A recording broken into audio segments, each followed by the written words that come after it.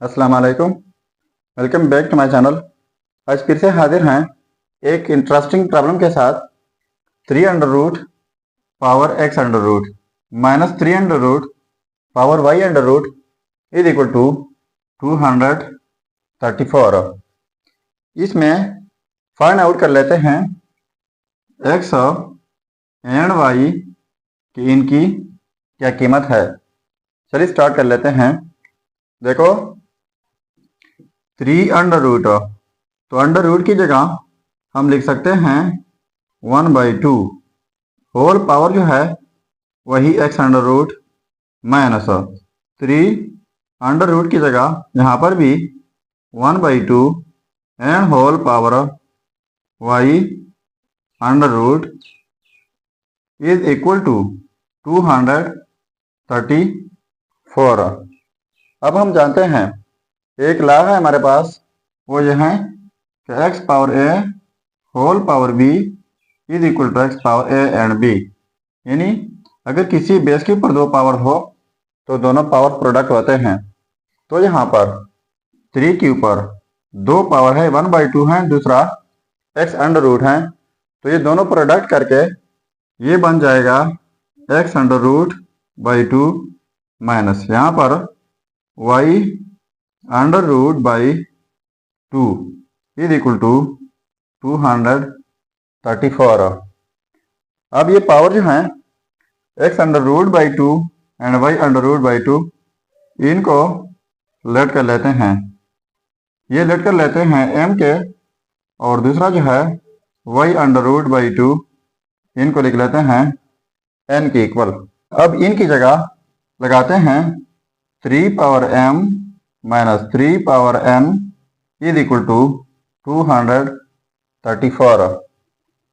ठीक है, अब यहाँ पर m को भी लेट कर लेता हूँ। Let m is equal to k plus n, तो m की जगह k प्लस n लगा लेते हैं। तो इनको a का नाम देता हूँ और यहाँ पर m की जगह पुट कर लेते हैं। तो ये हो जाएगा 3 to the power k plus n minus 3 power n is equal to 234। अब इनके लिए हमारे पास एक रूल भी है, वो यह है कि x power a dot x power b is equal to x power a plus b। इसका मतलब यह है कि अगर सेम बेसिस हो, डिफरेंट पावर हो, बीच में प्रोडक्ट हो, तो एक ही बेस लिखा जाता है और इनके पावर्स को ऐड किए जाते हैं। तो ये हो जाएगा 3 power k dot 3 power n minus 3 power n is equal to 234। तो कॉमन लेते हैं 3 पावर n, तो यहाँ पर 3 पावर n कॉमन हो जाएगा, यहाँ पर रह जाएगा 3 पावर k माइनस यहाँ पर ये कॉमन लिया है तो 1 हो जाएगा इज इक्वल टू 234। अब देखो जिस तरह हमारे पास ये फैक्टराइज हुआ, तो 234 को भी फैक्टराइज कर लेते हैं। तो देखो 234 इनको पहले 2 से डिवाइड कर लेते हैं। तो 2 1 2 2 1 2 1 कैरी हो जाएगा, यहाँ पर 14 हो जाएगा, 2 7 14। अब डिवाइड कर लेते हैं 3 से। ठीक है, तो 3 3 9, 2 कैरी हो जाएगा 27, 3 9 27 हो जाएगा।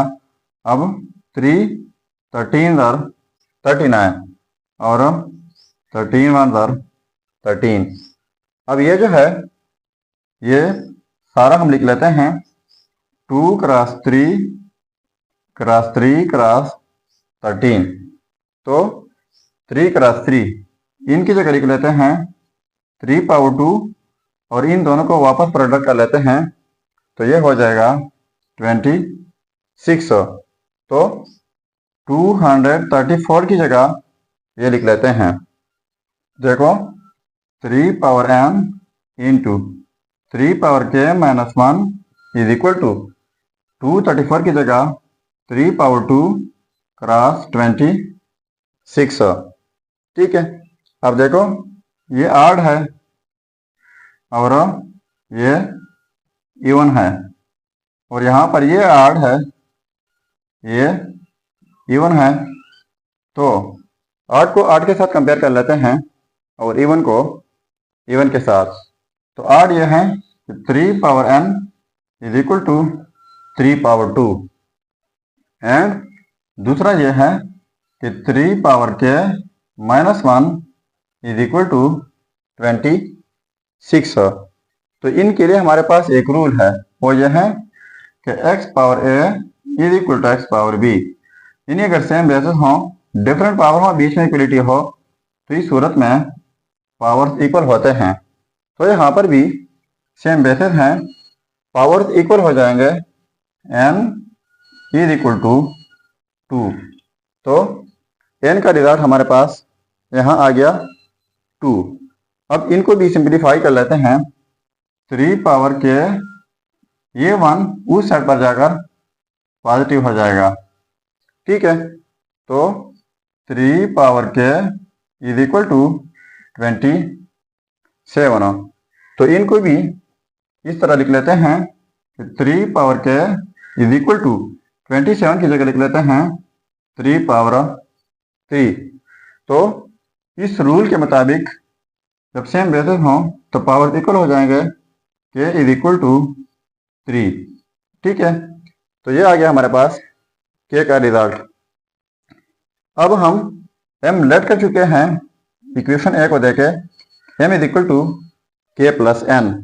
तो यहाँ पर k एंड n की कीमत पुट कर लेते हैं, तो हमारे पास m की वैल्यू आ जाएगी। यहाँ पर देखो m इज इक्वल टू के की वैल्यू 3 है प्लस n की वैल्यू जो है वो 2 है, तो ये हो जाएगा 5।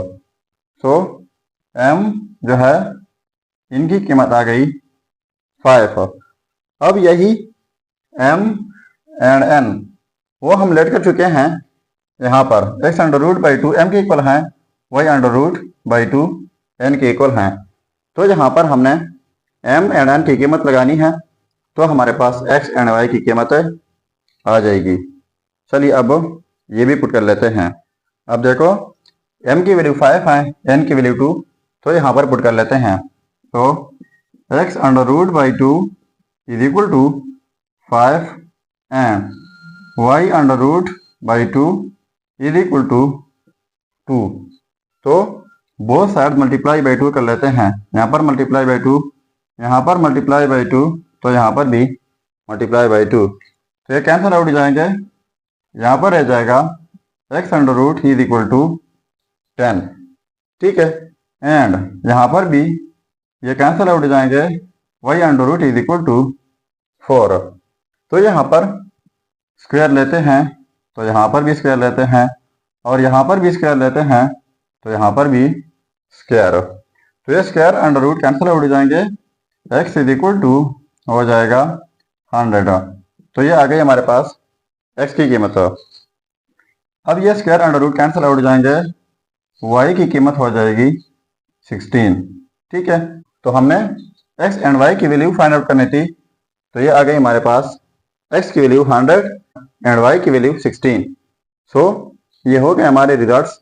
अब अगर इन रिजल्ट्स को हम चेक करना चाहें कि वाकई ये रिजल्ट्स ठीक है या गलत हो, तो यहाँ पर मेन प्रॉब्लम में x एंड y की कीमत पुट करके अगर इनसे आता है 234, तो हमारे रिजल्ट्स ठीक होंगे।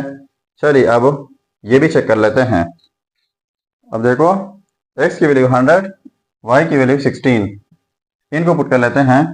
तो 3 अंडर रूट x की जगह 100, साथ में अंडर रूट है माइनस 3 अंडर रूट y की जगह 16, साथ में under root is equal to 234, ठीक है। तो 3 अंडर रूट की जगह यहाँ पर लिख लेते हैं 1/2, और 100 का स्क्वायर रूट हो जाएगा 10 माइनस 3 अंडर रूट की जगह 1/2 and whole power 16 under root, तो 16 अंडर रूट हो जाएगा 4 इज इक्वल टू 234।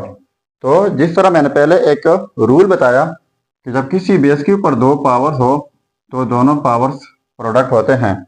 तो यहाँ पर 3 पावर, ये दोनों प्रोडक्ट करके 2 ऑन द 2 टू 5 आर 10, तो 3 पावर 5 हो जाएगा, माइनस ये भी कैंसिल आउट करके 3 power 2 is equal to 234। 3 power 5 का मतलब है 5 टाइम्स 3, तो 5 टाइम्स 3 ये हो जाएगा 243, माइनस 3 पावर 2 हो जाएगा 9 इज इक्वल टू 234। इनको माइनस करके 234 इज इक्वल टू 234। अब देखो ये आपस में सेम आ गए, तो इसका मतलब ये हुआ कि x is equal to 100, y is equal to 16। ये रिजल्ट 100% ठीक है। अगर चैनल पर नए हैं तो सब्सक्राइब कीजिएगा। मिलते हैं नेक्स्ट वीडियो में। अल्लाह हाफिज़।